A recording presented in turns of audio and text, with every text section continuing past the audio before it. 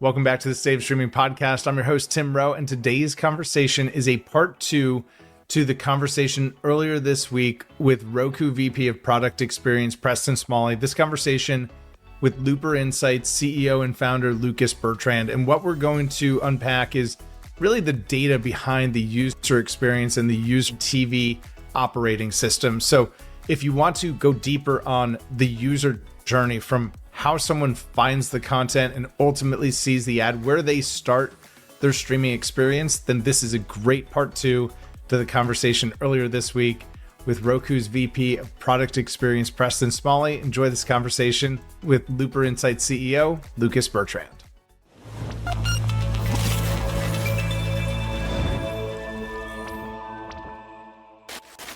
Lucas Bertrand, we just caught up with Preston Smalley. He's the VP of Product Experience at Roku. You would have heard that out earlier this week. Roku releasing their first new home screen in a decade, which I think that the headline shocks people. Wait, what? Roku hasn't released a new home screen in 10 years? But based on the insight that 82% of users want their TV to know what they want to watch next. Welcome back to the show. Yeah, thank you. G'day, Tim. Good to be back. Good to have you back. And this is something that I know Looper is obsessed with understanding, which is the user experience, the user interface, how we connect to our connected TVs and ultimately stream the content that we love. What stood out about this conversation to you? Well, a number of things. I mean, one, the 10-year piece, right? I mean, it was like, okay, like, sure. Yeah, I was surprised, but I'm super happy that they're doing it. And I'm actually really excited because, you know, they've got 100 million audience in the US, right? I mean, it's, I don't know, every couple of houses. Just about everyone connected to the internet has some sort of relationship with Roku. Absolutely. And so there's such an important company in this space, and to, you know, be doing that update. You know, we also saw recent updates from Fire TV, also another really important company in the space, to add these innovations that they're doing. For example, we saw the sports hubs. They did that NHL one, I know. We've got the World Cup, obviously. You know, sure. June's a busy sports month. It's a crazy busy sports month. And that's just so important for users. And I think sports is like the almost the best analogy for the problems that these user interfaces are having to deal with, right? Which is fragmentation of viewing and options. Like, I'm a fan of a team. How do I go and watch that team? And, you know, right now there's probably half a dozen broadcasters. There's YouTube.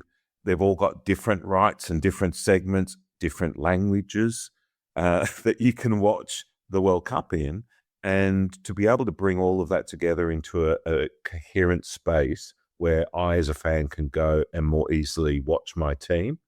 That's the outcome that we need. It's a great point. Being able to simplify that down for the fan to find ultimately the content that we want to find, the team that we want to follow, the league that we want to follow.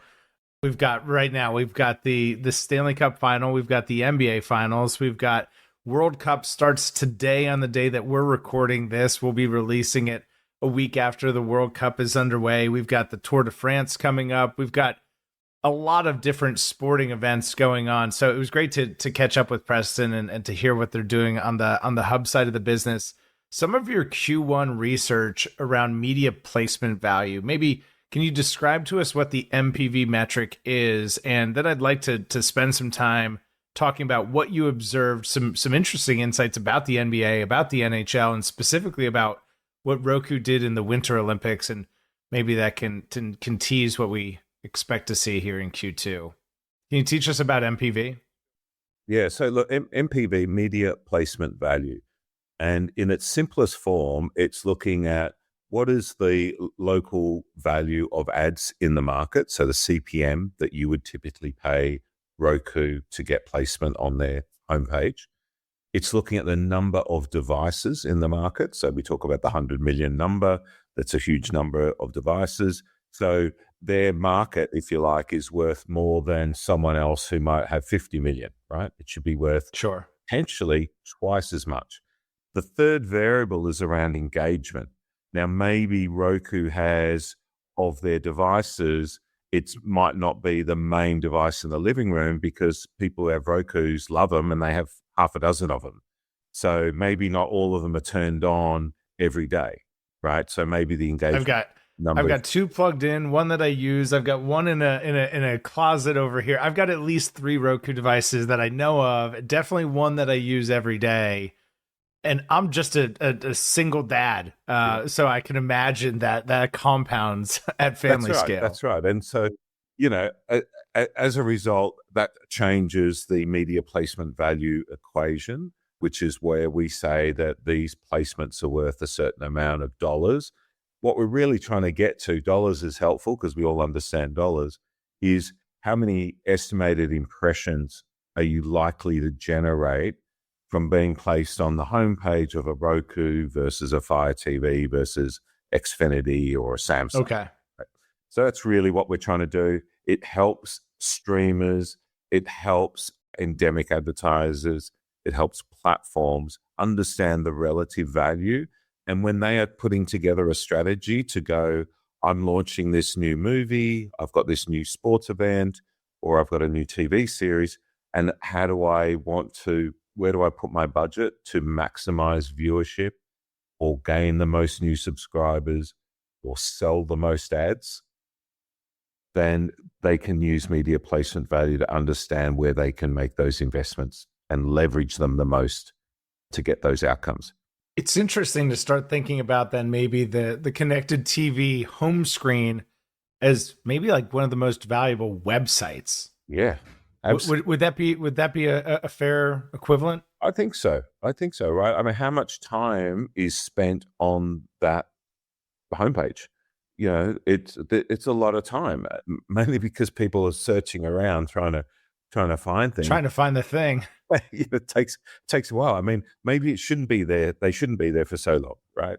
You do hear of different companies talking about our job is to get you in and watching as quickly as possible. I think that's true. That is the job. At the same time, they also want to show you their wares. So it's a little bit like I walk into the shop and I do want you to walk down the aisles so you can see all the beautiful products that we've got.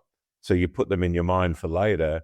But when you get to the end of the shelf, that's the thing that you really want to get. That's kind of helpful to be able to show people along the way what you have so that they want to come back later on and watch something else. Great. How about AI? What's the role of AI? It's something that Roku's thinking about and obviously has incorporated into this update, but the role of AI in discoverability. Do you have thoughts there? Look, from our perspective, it's about how do you simplify things, and natural language, Gen AI, for example, is really helpful in that regard. The Roku piece, they're adding in a voice chat so that you can say, hey, is this a movie that my wife and I might want to watch?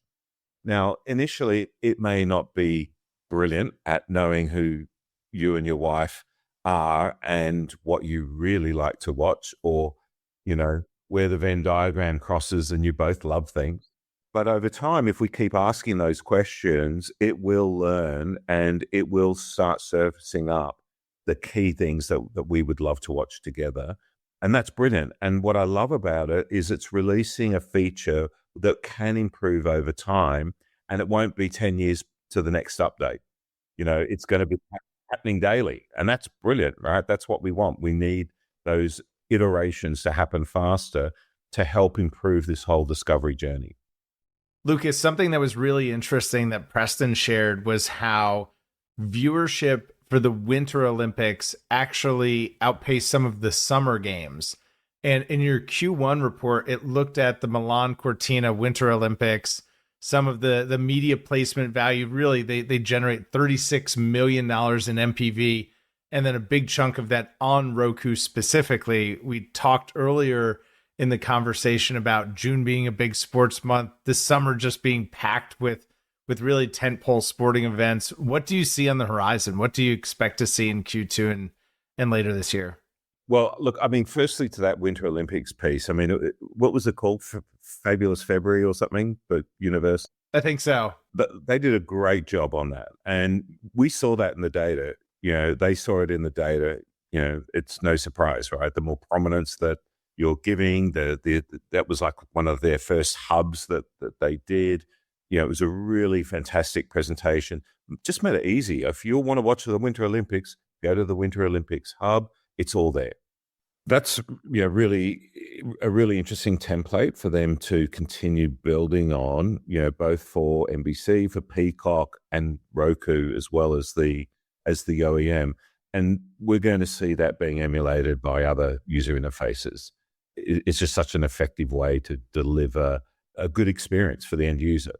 So, going into like the World Cup, for example, even more fragmented because you've got so many broadcasters that are actually have got rights. You've got Spanish language with Telemundo, for example.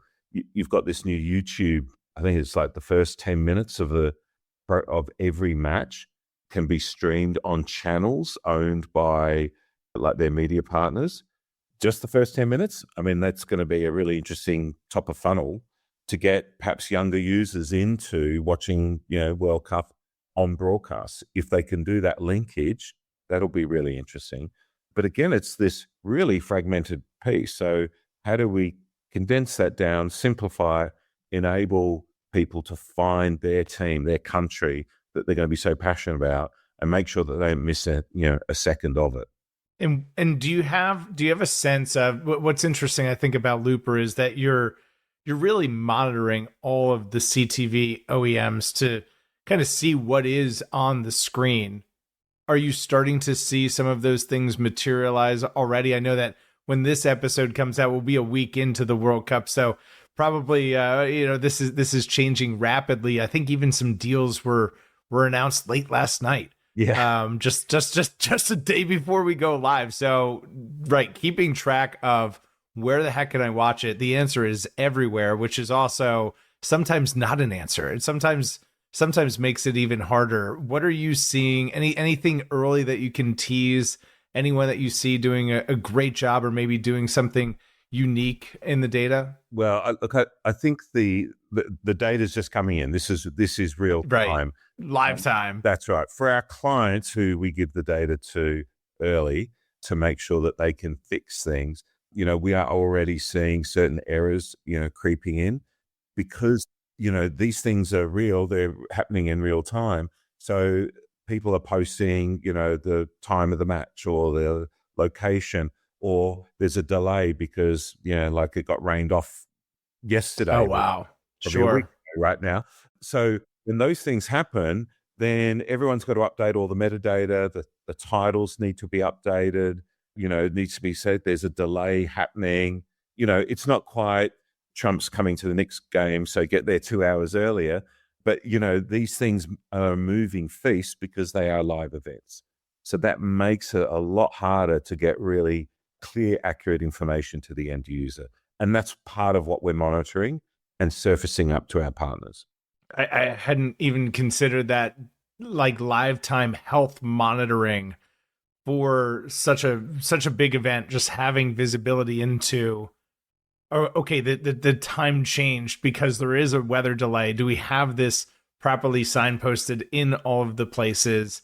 I think that is definitely something we might have to do a follow-up on. When does the Q2 report come out? When should we be looking for that? That is going to be probably in mid-July, I would say. All right, great. Well, we will we'll keep everyone posted on the Q2 report as it comes out. We're certainly watching, I think, as fans globally tuned into this moment. Lots more sports coming up on the horizon. Lucas, what are you most excited about? What are you going to be watching? I'd like to see Australia get up, but it's probably a little unlikely in the World Cup. I'm also based here in the UK. I now have a British passport, which I travelled on for the first time. Nice. So go England. Yeah. So we'll be rooting for the Brits. And I think they've got a good shot. So that's going to be pretty exciting. I mean, this is like the biggest event. It's like a Super Bowl every day, right? It's just massive. We were looking at 3 Super Bowls a day for a month. It's crazy. Like it's so That's insane. Big. So yeah, and it great that it's in the US. I'm really hopeful that it goes really well. and smoothly for everyone involved. Yes, I'm in New Jersey, so the New York tri-state area. Every DOT highway sign, prepare for traffic, prepare for traffic, prepare for traffic. So, and there's a heat wave. This is the opening weekend. We've got a little bit of a heat wave here. So it will be interesting, and we're subscribed. Lucas, thanks so much for this great update, and we'll stay in touch. We'll be looking for that Q2 report.